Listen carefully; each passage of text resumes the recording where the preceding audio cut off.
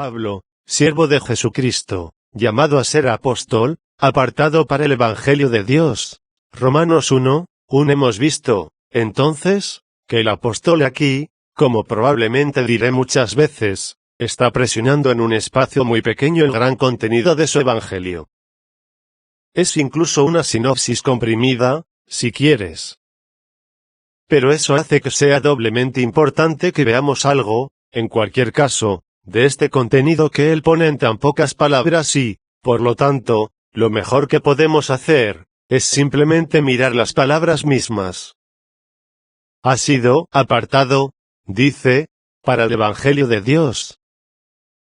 Ahora, a menudo siento que estamos tan familiarizados con esta palabra, Evangelio, que no nos damos cuenta de su profundo y tremendo significado. Significa, como todos sabemos, buenas noticias, y es precisamente eso lo que, me temo, a veces tendemos a olvidar. Acudimos a nuestros diccionarios, y encontramos que el Evangelio significa buenas noticias, y nos detenemos en eso. Hemos encontrado el significado exacto. Somos filólogos. Nos interesan los significados de las palabras y sus derivaciones. Ya a menudo todo el estudio de la escritura termina solo con las palabras. Terminamos con la letra, y nunca hemos logrado llegar al espíritu. Si decimos que sabemos que el Evangelio significa buenas noticias, la pregunta realmente importante, por lo tanto, es si el Evangelio ha llegado a nosotros como buenas noticias. ¿Es esa nuestra comprensión real del asunto en sí mismo, y no simplemente la palabra en la que se describe? El apóstol Pablo, por supuesto, estaba muy preocupado por esto. Él nunca puede mencionar esta palabra, o acercarse a ella sin estar emocionado y conmovido hasta lo más profundo de su ser. Y creo que introduce la palabra de inmediato para recordarnos ciertos contrastes. Ahora es un predicador de las buenas noticias, no más, por el contrario, un maestro de la ley. Había sido maestro de la ley. Era fariseo, como hemos visto, y un gran experto, pero no había buenas noticias sobre la ley. La ley nunca debió ser una buena noticia. La ley, como lo encontraremos diciendo, fue añadida por causa de las transgresiones. La ley había entrado para señalar el pecado. La ley nunca había sido dada como un medio, o un método o un camino de salvación. No puedes pensar en la ley en ningún sentido, como una buena noticia, aunque hay, ciertamente, un elemento de gracia en la ley. La ley, como tal, no es evangelio. Ahora hay muchos que no lo entienden. Parecen pensar que Dios les dio a los hijos de Israel la ley para darles una oportunidad de salvarse a sí mismos. Pero el apóstol se esforzará mucho para mostrar que se trata de un trágico malentendido de la ley. Y, por lo tanto, pensar que el Evangelio solo entró como una idea tardía, cuando la ley había fallado, es malinterpretar tanto la ley como el Evangelio. No, no es eso, dice Pablo. Ya no es un maestro de la ley. Es un heraldo de las buenas noticias. 0. De la misma manera, podemos decir que el Evangelio no es simplemente un anuncio de que Dios va a perdonar pecados, porque eso era algo que se conocía bajo la antigua dispensación. Hay una doctrina muy grande y maravillosa del perdón de pecados en el Antiguo Testamento. Así que lo peculiar del Evangelio no es meramente eso tampoco, y es otra vez malinterpretar el Evangelio pensar en él solamente como un anuncio de que nuestros pecados van a ser perdonados. Hay abundantes declaraciones de eso en el Antiguo Testamento. No es eso. Esa no es la buena noticia. Otro negativo que tal vez sea muy importante es este. Este mensaje no es ante todo un llamamiento para que hagamos algo. De nuevo, eso no sería una buena noticia. Hay personas, como sabes, que parecen pensar en el Evangelio, en el mensaje cristiano, como una gran llamada a los hombres y las mujeres a vivir una buena vida, a ser morales y éticos y así sucesivamente. Ahora no me corresponde a mí criticar a los demás, pero no tengo ninguna duda de que el próximo domingo se oirá mucho de ese tipo de cosas. en cualquier ocasión nacional o cívica esa es la clase de cosas que uno oye, y se hacen llamamientos a la conducta y la lealtad al país, y así sucesivamente. Eso no son buenas noticias y por lo tanto no es evangelio. No es el mensaje cristiano, pero muchas veces pasa como tal. A veces se le da la denominación de religión de la escuela pública, que es un llamado a la buena conducta y al comportamiento. Pero eso no es cristianismo. Hacer un llamado a la gente no es lo mismo que anunciarles una buena noticia.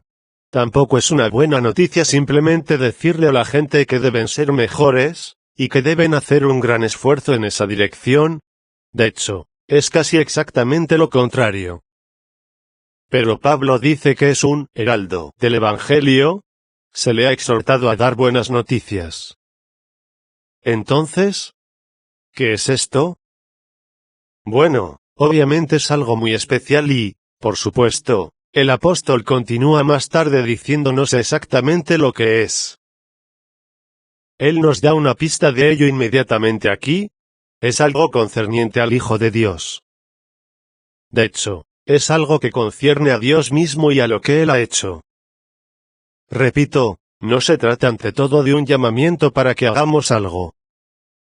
Es un anuncio, una proclamación de lo que Dios ya ha hecho. Verán, Él lo pone así tan magníficamente en los versículos 16 y 17, porque no me avergüenzo del Evangelio. ¿Por qué? Porque es poder de Dios para salvación, no una exhortación a los hombres para que se salven a sí mismos, sino el camino de salvación de Dios. Poder de Dios para la salvación a todo aquel que cree, al judío primeramente, y también al griego. Porque en el Evangelio la justicia de Dios se revela. Eso es lo nuevo. Eso es algo que no se encuentra en el Antiguo Testamento. El perdón está ahí, pero esta exposición completa de esta justicia de Dios es nueva, y es la cosa especial y única que hace que el Evangelio sea el Evangelio. Y es porque se da cuenta de esto que al apóstol siempre le emociona. Ahora bien, la declaración que acabo de citar es un ejemplo de lo que podríamos llamar atenuación. No me avergüenzo de lo que él realmente quiere decir, me enorgullezco, me jacto de ello. Para mí nada más es tan grande como esto. Es una de esas afirmaciones positivas a las que se da una forma negativa. Dice, no me avergüenzo, y quiere decir, estoy absolutamente encantado, apenas puedo contenerme. Esto, entonces, es lo primero que debemos comprender siempre acerca del Evangelio, y esto es algo que, de acuerdo con la Biblia, siempre debe caracterizar el Evangelio. Si usted regresa al Antiguo Testamento y mira las profecías de la venida de este Evangelio, encontrará que todas son líricas. Piensa en Isaías 35. Piensa en Isaías 55. Cuando esto llegue, el cojo va a estar saltando como un ciervo, y cada hombre va a ir a cantar y regocijarse. Esa es la nota. El mero pensamiento de ella, la sugerencia de ella, siempre trae este elemento de alabanza y de regocijo, y de acción de gracias. En el Evangelio de Lucas, capítulo 2, versículos 1 al 20, el mismo punto sale exactamente. Un ángel se aparece a unos pastores en el campo por la noche, y les dice, mirad, tengo noticias de gran alegría para vosotros. Esa es la nota, buenas noticias, y el Evangelio. Y recordad que después que los pastores se fueron a Belén, y verificaron estas cosas, se nos dice que volvieron, glorificando y alabando a Dios por todas las cosas que habían oído y visto. Esa es la introducción al Evangelio, como el coro celestial cantaba alabanzas a Dios. Gloria a Dios en las alturas, y en la tierra paz, buena voluntad para con los hombres.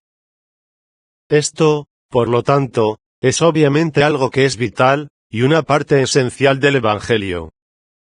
Ahora bien, amigos míos, no tiene sentido que vayamos más lejos hasta que yo haga una pregunta, y la pregunta de nuevo es esta. ¿Ha llegado el Evangelio así a nosotros? podemos decir honestamente en este momento que esta es la mejor y más grande noticia que hemos escuchado? Estoy llegando a la posición en la que siento que si no podemos decir eso, entonces, para decirlo de la manera más suave, deberíamos tener muchas dudas en cuanto a si somos cristianos en absoluto. Esta es la mayor buena noticia que hemos escuchado, ¿o no lo es? Y si no lo es para nosotros, hay razones para ello. Si usted no está consciente del hecho de que esta es la más grande buena noticia que ha venido a este mundo, o que ha sido recibida por el hombre, puede ser debido al hecho de que usted tiene un sentido inadecuado del pecado, y una comprensión inadecuada de su propia pecaminosidad. Por supuesto, hay personas que piensan que están bien como están, porque son muy buenas personas y porque están viviendo muy bien. El Evangelio no es una buena noticia para ellos. Nunca han visto ninguna necesidad de ayuda y por lo tanto no se emocionan con ella y no ven lo maravillosa que es. Aquellos que piensan que pueden arreglarse a sí mismos están en la misma situación. No hay ninguna duda al respecto. Un entendimiento inadecuado de nuestra pecaminosidad es probablemente la causa más grande de nuestro fracaso para regocijarnos siempre en el Señor, y para darnos cuenta de que este mensaje es la mejor buena noticia que el mundo ha recibido. Examinémonos, pues, a nosotros mismos. Si os falta el gozo, lo que tenéis que hacer no es tratar de generar gozo en vosotros mismos, es ir a la Biblia, a la ley, y ver vuestra pecaminosidad. El camino positivo a la alegría es siempre a través de la profundidad del pecado. Esa es una cosa. Otra razón de nuestra falta de regocijo, quizás, es el fracaso de nuestra parte en darnos cuenta de las consecuencias del pecado. Si adoptamos la filosofía moderna y la actitud de no creer en el infierno y en el castigo eterno, y creemos que, debido a que Dios es amor, todo el mundo estará bien al final.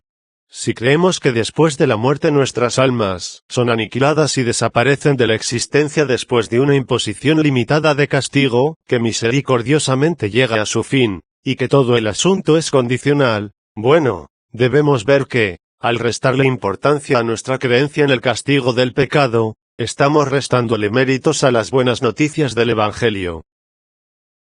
Y de nuevo, esa es a menudo una causa de fracaso para regocijarse. El único otro caso que mencionaría es el fracaso en darse cuenta de la grandeza de la salvación misma. Con esto quiero decir que tendemos a reducirlo simplemente al perdón. Preocupados, principalmente, como muchos de nosotros, por escapar del castigo del infierno, queremos el perdón, y si sentimos que lo tenemos, estamos satisfechos. No hemos visto la buena noticia en su altura y su profundidad, en su anchura y en su longitud. Nos perdemos la grandeza de todo ello. El apóstol, por lo tanto, está obviamente preocupado por la grandeza y la gloria del Evangelio. Por eso está escribiendo esta carta a los cristianos de Roma. Quiere que ellos lo conozcan. Él ha oído que ya están en la fe, pero parece preguntarse si realmente lo han captado. Toma su pluma, y, inspirado como sabe que es, y con toda la autoridad de un apóstol llamado, se la va a mostrar en toda su plenitud y en toda su grandeza. El Evangelio. Oh, qué fácil es usar este término. Cuán gloriosamente lo repetimos. Soy tan culpable como cualquier otro.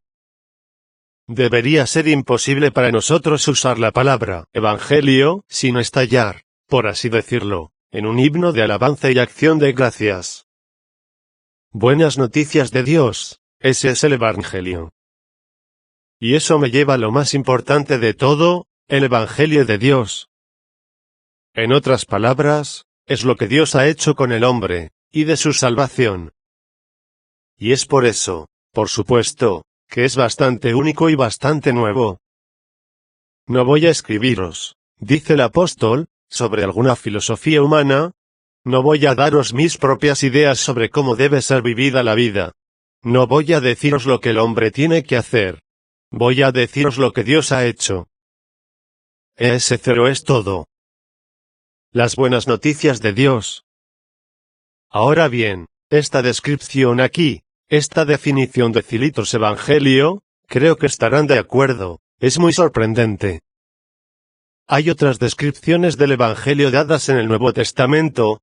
Se llama el Evangelio de paz, el Evangelio del reino, el Evangelio de salvación, el Evangelio eterno, y hay otros títulos y designaciones y adjetivos usados. Pero seguramente no hay ninguno que se haya usado tan constantemente, especialmente por este apóstol, como este, presente en alguna forma o tipo, el Evangelio de Dios. Pero el apóstol no lo deja ni siquiera en eso, como se nota, sino que hace algo aquí que ahora debo proceder a enfatizar, rogando que el Espíritu Santo nos capacite a todos para ver su absoluta primacía y centralidad. Notarás que el apóstol nos introduce de inmediato en la gran y central doctrina de la Santísima Trinidad. Escuchadle, Pablo. Apartado, dice, para el Evangelio de Dios, omita el versículo 2 por un momento, está entre paréntesis, y con razón, acerca de su Hijo, nuestro Señor Jesucristo, que era del linaje de David según la carne, que fue declarado Hijo de Dios con poder, según el Espíritu de Santidad, el Espíritu Santo, por la resurrección de entre los muertos. Ese es el Evangelio al que ha sido apartado. Es un Evangelio en el cual Dios el Padre, y Dios el Hijo, y Dios el Espíritu Santo están implicados. Es la obra especial, la obra gloriosa de las tres personas, cada una de las cuales participa en ella. Ahora el apóstol, como les he estado recordando, está escribiendo bajo la influencia y guía e inspiración del Espíritu Santo, y por lo tanto, cuando lo dice así, no está haciendo algo accidental, no está haciendo algo que pudiera haber omitido. Es absolutamente vital para toda esta posición que se haga hincapié en ello. Permítanme tratar de sacarlo a la luz de esta manera. Hay algunas personas que parecen concebir el Evangelio únicamente en términos del Padre. Usted les habla y ellos dicen que son cristianos y creen en el Evangelio. Les pides que te digan lo que significa el Evangelio, lo que quieren decir con ser cristianos, y ellos te lo dirán, y tú los escuchas y notas que terminan sin siquiera mencionar el nombre del Señor Jesucristo. Hablan mucho de Dios. Hablan de recibir el perdón de Dios. Hablan de orar a Dios.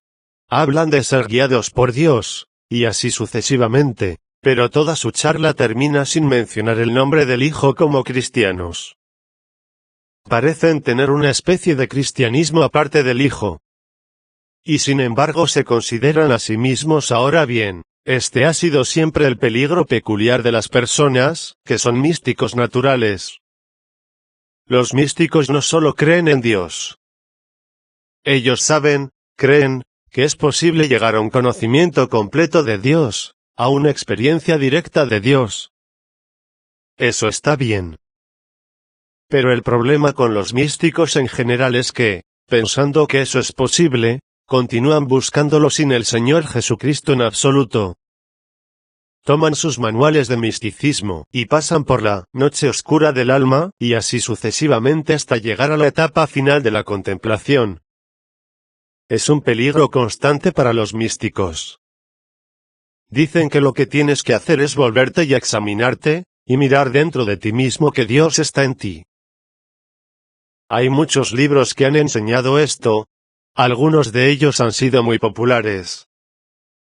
Tomemos un libro que fue muy popular hace unos 40 años llamado In Tune with the Infinite, en armonía con el infinito. Tuvo una gran popularidad entre muchos cristianos, pero en realidad es una ilustración típica de lo que estoy diciendo. Te ofrece una experiencia de Dios directamente, sin que el Señor Jesucristo sea absolutamente esencial. Allí, entonces, tienes un peligro, el Padre solamente. Pero seamos justos y admitamos que hay algunos que parecen poner toda su tensión y énfasis solo en el Hijo, y olvidan por completo al Padre. Estas son las personas que a veces incluso llegan a dar la impresión de que Dios el Padre es reacio a perdonarnos, y lo encontrarán en ciertos himnos. Se imaginan que el Señor Jesucristo tiene que suplicarle a su Padre que nos perdone, que Él va a la presencia de Dios y dice, yo he muerto por ellos, yo los he comprado. Y ahí está, representado como tratando de persuadir a Dios para que los perdone.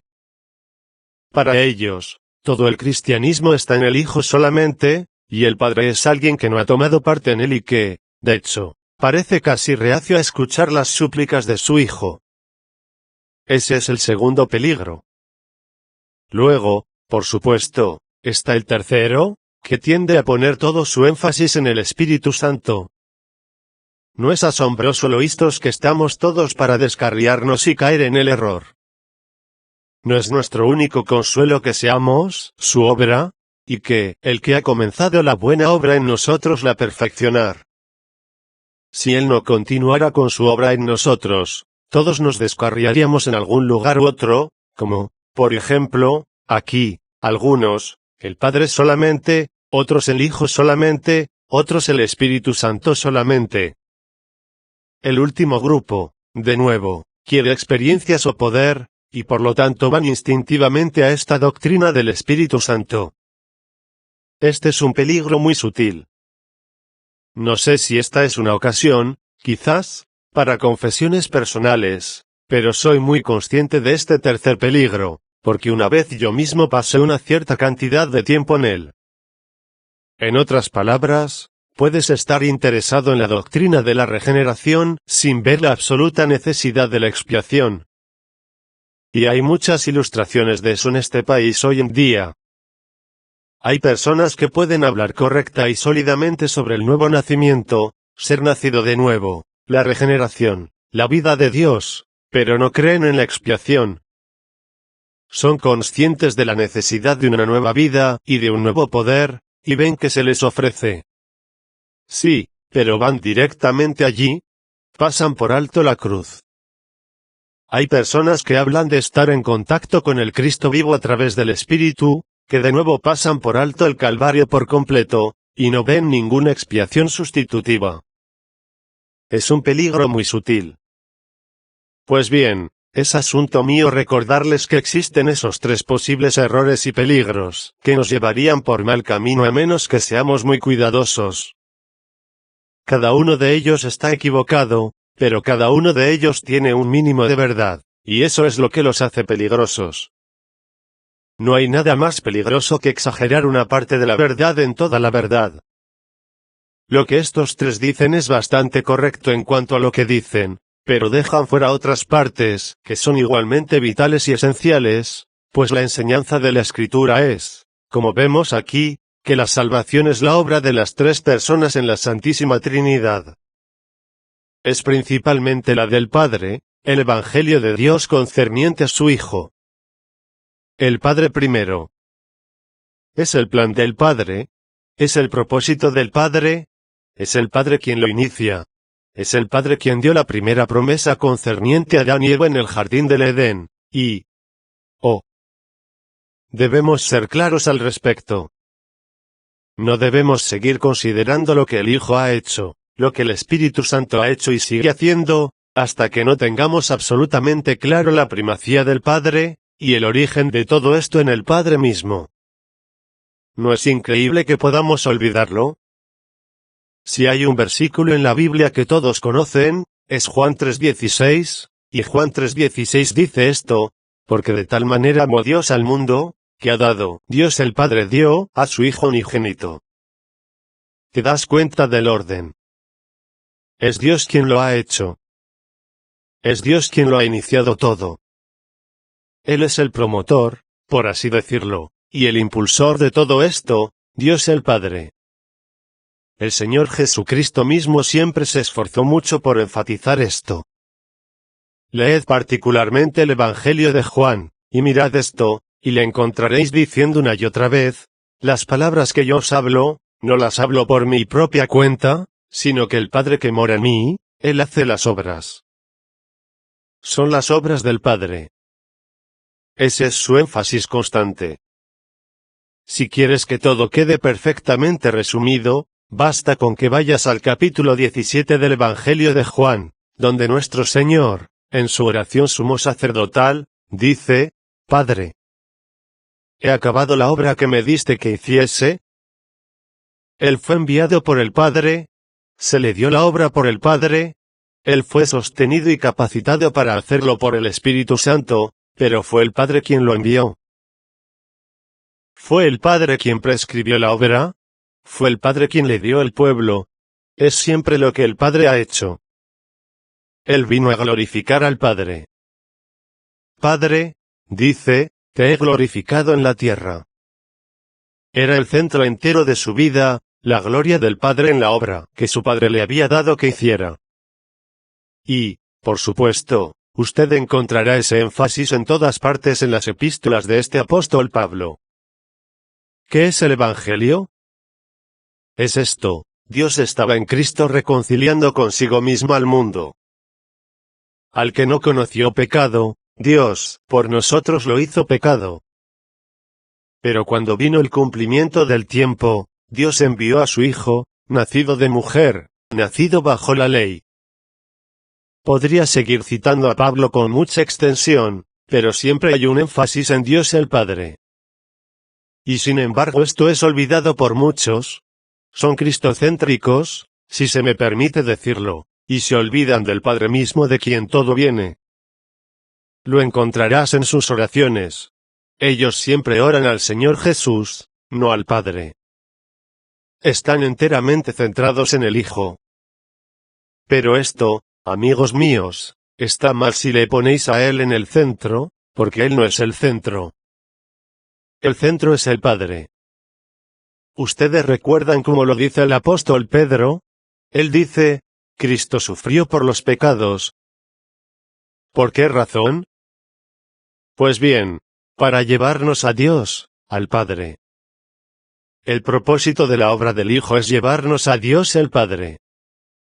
Toma su definición de la vida eterna, y esta es la vida eterna, que te conozcan a ti, el único Dios verdadero, y a Jesucristo a quien has enviado. Siempre ese orden. Él nunca lo varía. Había venido para glorificar al Padre. Él sabía que todo comienza con el Padre y viene del Padre, de modo que el autor de la salvación es Dios el Padre eterno. Ahora, mis amigos, debo hacer una pausa nuevamente para enfatizar esto, y hacer una pregunta. ¿Es esa nuestra idea de salvación? Cuando pensamos en la salvación, ¿pensamos instintivamente en términos del Padre y su gloria? Deberíamos. Salvación, en nosotros mismos ni en ninguna experiencia que no debemos detenernos, en nuestro pensamiento de hayamos tenido. Podemos estar más alegres. Es posible que no estemos cometiendo ciertos pecados. Excelente. Gracias a Dios por eso. Pero si su consideración de la salvación se detiene allí, si no continúa glorificando al Padre, su concepción de la salvación es muy inadecuada. De hecho, es completamente diferente a lo que encontramos en el Nuevo Testamento. No solo eso. Nuestra conducta, nuestro comportamiento, el resultado de esta salvación, también debe apuntar en la misma dirección. El objetivo de la salvación es llevarnos a glorificar a Dios. ¿Qué es el pecado? Es no glorificar a Dios. Pero a menudo no lo ponemos así. ¿Verdad? Si nos preguntan, ¿qué es el pecado? Decimos que pecado significa que haces esto o aquello, o algo más que no debes hacer, y, por lo tanto, cuando te conviertes, tu testimonio es este: ya no hago esas cosas. Ya no estoy interesado en ellas. Y, usted dice, ese es mi testimonio, solía hacer esto, aquello y lo otro. Era un borracho, pero ya no lo soy. Bueno, eso es excelente, como digo, pero es una forma muy pobre y muy inadecuada y negativa de describir la salvación. La esencia del pecado es no glorificar a Dios. El hombre fue hecho para glorificar a Dios. El fin principal del hombre, nos dice el Catecismo Menor, es glorificar a Dios y disfrutarlo para siempre. Y, verán, si solo definiéramos el pecado como la imposibilidad de hacerlo, veríamos cómo todos son pecadores, y veríamos cómo las personas más respetables a veces pueden ser los pecadores más terribles. ¿Nunca han sido culpables de ciertos pecados particulares? Por supuesto que no, pero no glorifican a Dios. Ellos se glorifican a sí mismos. Mucha gente dice, no puedo sentir que soy un pecador, nunca lo he sentido. Eso es porque están pensando en términos de pecados. Si tan solo vieran que el pecado es en realidad un fracaso para glorificar a Dios con todo su ser todo el tiempo, dirían que son terribles pecadores. Ahora, si eso es el pecado, la salvación debe significar que somos llevados a un estado y una condición en los que vivimos para glorificar a Dios. Él es el centro de nuestra vida, el centro de nuestra conversación. ¿Cuán a menudo, al dar nuestros testimonios, glorificamos a Dios? Es la prueba del cristianismo. El apóstol Pablo comienza con esto, es el Evangelio de Dios. Muy bien, si ese es el punto en el que comenzamos, no es sorprendente que encontremos a Pablo escribiendo a Timoteo, describiendo el Evangelio como el glorioso Evangelio del Dios bendito. Es el plan del Padre. Es el gran movimiento del Dios eterno mismo. Es algo que ha sido elaborado a través del Hijo y por el Hijo. El Padre envió al Hijo para hacerlo, pero es el Evangelio de Dios acerca de su Hijo Jesucristo nuestro Señor. Es Dios quien lo envió a hacerlo. Y entonces el Hijo entra en esa segunda posición y de esa manera, y el Evangelio es en tercer lugar, como nos lo recuerda el apóstol aquí, algo que nos es aplicado por el Espíritu Santo. El Espíritu Santo capacitó al Hijo. Usted recuerda que vino sobre él allí cuando fue bautizado por Juan en el Jordán. Él descendió sobre él en forma de paloma. Y el Evangelio de Juan nos dice que Dios no da el Espíritu por medida. Lo llenó del Espíritu, y se le capacitó para hacer su obra a través del Espíritu de esta manera. Entonces, las tres personas están necesariamente involucradas, y en el momento en que el apóstol menciona la palabra Evangelio, piensa en las tres personas de la bendita Santísima Trinidad. El Evangelio, entonces, es la poderosa acción de Dios el Padre, Dios el Hijo y Dios el Espíritu Santo, por el cual somos salvos. Es la provisión de Dios para nosotros en nuestra desesperada necesidad y situación. Era algo que se había mencionado en la dispensación del Antiguo Testamento. Ya ha sucedido, dice Pablo. Es por eso que lo llamo buenas noticias, y les voy a contar exactamente lo que ha sucedido. Ahora, nuevamente, debemos hacer una pausa, en este punto, para mostrar cómo el apóstol aquí hace algo que es característico de toda la enseñanza bíblica. Así es como la Biblia enseña la doctrina de la Santísima Trinidad. La doctrina de la Trinidad nunca se declara directamente en la Escritura, siempre indirectamente. No hay una declaración explícita del hecho de que Dios es tres personas, Padre, Hijo y Espíritu Santo. No existe tal definición. La forma en que la Biblia lo dice es la forma en que el apóstol lo dice aquí. El Evangelio de Dios acerca de su Hijo, y entonces, según el Espíritu de Santidad, el Espíritu Santo. Permítanme darles algunas otras ilustraciones de la misma cosa, para que esto pueda estar claramente fijado en nuestras mentes. Lo encuentras, por supuesto, en el bautismo de nuestro Señor. Allí está el Hijo de pie en las aguas del Jordán, y el Espíritu Santo en forma de paloma desciende sobre él con acento agudo, y la voz del Padre sale del cielo, diciendo, Este es mi Hijo amado, en quien tengo complacencia, Padre, Hijo, Espíritu Santo. De nuevo, no es una declaración explícita, sino los tres juntos, tres personas distintas en la misma deidad. El Hijo dice, Yo y mi Padre uno somos, y vosotros encontraréis otras afirmaciones semejantes. Tomemos, por ejemplo, la enseñanza en el capítulo 14 de Juan, donde nuestro Señor dice que va a dejarlos, pero que no va a dejarlos huérfanos. Va a enviar al Espíritu Santo. Y él habla del Espíritu Santo como, con acento agudo, y debido a que el Espíritu Santo está entrando en ellos, Él y el Padre van a tomar su morada en el creyente. ¿Ves? La misma verdad, las tres personas y sin embargo una deidad, un Dios.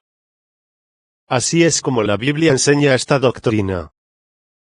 Lo encuentras de nuevo al final del Evangelio de Mateo, donde nuestro Señor da su gran comisión a los apóstoles para que salgan a predicar y discipular a todas las naciones, bautizándolos en el nombre del Padre, y del Hijo, y del Espíritu Santo. Y el hecho de que seamos bautizados en el nombre de los tres es una tremenda declaración de la igualdad y la coeternidad de los tres. Esta es toda la doctrina de la Santísima Trinidad. Y luego recuerdan cómo este apóstol Pablo al final de su segunda epístola a los Corintios dice: la gracia del Señor Jesucristo, y el amor de Dios, y la comunión del Espíritu Santo, estén con todos ustedes. Las tres personas de nuevo, ya ven. No se sienta y dice, ahora hay tres personas en la Santísima Trinidad, sino que lo expresa de esta manera. Esa es la manera bíblica de hacerlo, y mucha gente ha fallado en entenderlo. De nuevo, usted tiene otra ilustración notable de esto en Hebreos 9:14, donde leemos: Cristo, el cual mediante el Espíritu Eterno se ofreció a sí mismo sin mancha a Dios. Y hay muchos otros ejemplos e ilustraciones de la misma cosa. Simplemente he seleccionado algunos, y lo hago para hacer esta observación. Cuán importante es, al leer las Escrituras o estudiarlas, que estemos vivos y alertas a estas cosas. Están aquí si los buscas, si prestas atención a lo que estás leyendo. Note lo que Pablo dice aquí, el Evangelio de Dios, acerca de su Hijo, según el Espíritu de Santidad. A medida que leemos nuestras Escrituras, mantengamos siempre nuestros ojos en la manera en que estas gloriosas y poderosas y eternas doctrinas son introducidas repentinamente. ¿No es sorprendente que el apóstol Pablo comenzara con esto? Amigos míos, la doctrina de la Trinidad es la doctrina diferenciadora de la fe cristiana. No hay ninguna duda al respecto. Un famoso teólogo dijo una vez: la doctrina de la Trinidad es el corazón del cristianismo, y tiene toda la razón. Es lo que hace que todo el Evangelio sea absolutamente único. Hay otras religiones que creen en Dios, pero no hay otra que predique y enseñe la doctrina de la Santísima Trinidad. Por lo tanto, es absolutamente esencial para nosotros, como cristianos, que tengamos una clara comprensión de esta doctrina, las tres personas en la divinidad, coiguales y coeternas, y sin embargo han dividido la obra de la salvación del hombre de esta manera. Cuán esencial es que lo entendamos. Influye en todo nuestro pensamiento. Ahora hay algunas personas que parecen estar más entusiasmadas en este momento por lo que se llama apologética. Leen, por ejemplo, en sus periódicos que los científicos están a punto de decir que el nacimiento virginal es una posibilidad después de todo, la partenogénesis. Leemos al respecto y los cristianos a veces sienten que esto va a ser maravilloso y que toda nuestra posición va a ser establecida. Queridos amigos, si su posición va a depender de lo que los científicos puedan o no decir, entonces yo tiemblo por ustedes. Tienen sus modas, dicen una cosa un día y al siguiente la niegan. Lo que yo diría al respecto es esto. Está bien hasta donde llega. Usted ha oído hablar de las famosas pruebas de la existencia de Dios. Muy bien, hasta donde llegan. Pero recordemos que como cristianos, no somos simplemente hombres y mujeres que creen en Dios. Creemos en la Santísima Trinidad, creemos en el Dios Trino. Los maometanos creen en Dios. Los judíos no regenerados creen en Dios. Hay otros que creen en Dios. La esencia del cristianismo es que creemos en las tres personas, un Dios. Pablo va a probarlo, que Jesús es el Hijo de Dios, del linaje de David según la carne, que fue declarado Hijo de Dios con poder. Sí, Él es Dios el Hijo, e igualmente cierto es hablar de Dios el Espíritu Santo. Debemos ser trinitarios. No podemos permitirnos ser negligentes o perder nuestras ideas sobre esto. Es el corazón mismo del cristianismo, la esencia de nuestra posición, que las tres personas eternas gloriosas, por nosotros los hombres, y nuestra salvación, han hecho estas cosas poderosas que el apóstol continúa desarrollando en esta gloriosa epístola. Oh, que Dios nos permita ver la primacía y la centralidad y la importancia de la doctrina de la Santísima Trinidad.